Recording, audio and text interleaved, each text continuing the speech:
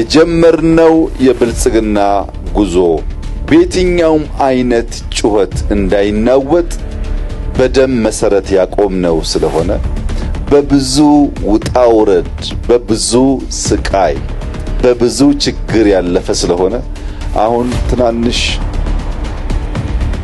እዚህ ከተከልናቸው ፋርሞች የአንዱን ያክል ንፋስ የማያንቀሳቅሱ አጀንዳዎች የሚያውኩን ሰዎች አይደለንም።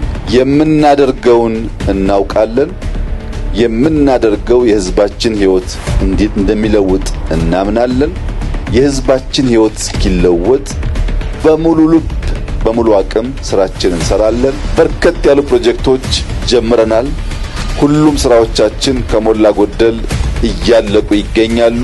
በከፍተኛ ክትትል የጀመርናቸውን ስራዎች በማጠናቀቅ ለኢትዮጵያ ብልጽግና መሰረት መጣል እንቀጥላለን።